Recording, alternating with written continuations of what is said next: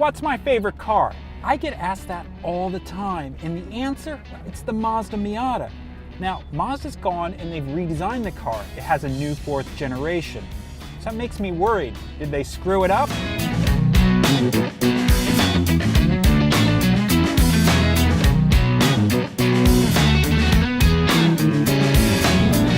Nope, they didn't screw it up. Mazda got this car right. So how did Mazda pull this off? Well, basically, they went back to the original formula, adding lightness back to the car. There's a lot more aluminum here, and there's obsessive ounce counting everywhere.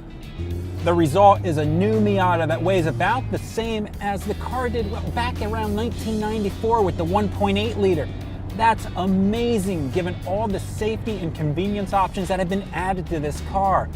I mean, come on, there's stuff like blind spot monitoring and navigation in a Miata.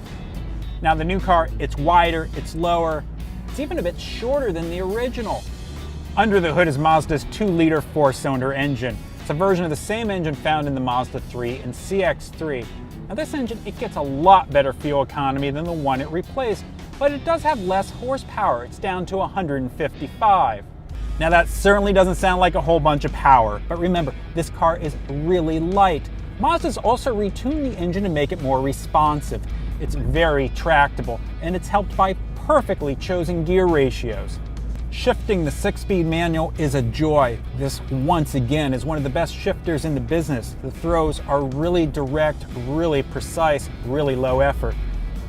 What I have always loved about the Miata is you can have a ton of fun with it at sane speeds, on public roads. You don't have to worry about driving like a nut at speeds that are going to send you into the trees, or that are going to send you to jail. Steering is spot on, pretty much as direct as it gets. Part of the Miata equation has always been a decent ride, and that happily continues. This is a mid-level club model. It gets the enthusiast desirable sport suspension with Bilstein shocks. Body roll also seems to be part of the Miata equation, but there's much less of it than in the last generation. Inside, Mazda carved out more room for big folk. They also improved visibility with a better view through the windshield and side windows. Blind spots are no problem when the top is down, which is an easy one-handed deal. Too bad that sometimes you need to put the top up. Then that blind spot monitoring, standard on club and grand touring models, comes in handy. Okay, I do have some gripes. A real glove box sure would be nice. The Mazda Connect infotainment system takes more steps than we'd like for some simple functions. You can accidentally hit the controller with your wrist when shifting. And using a controller knob puts my elbow back into the removable cup holders.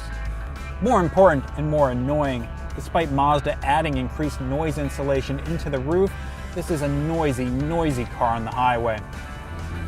But look, that's where the gripes end.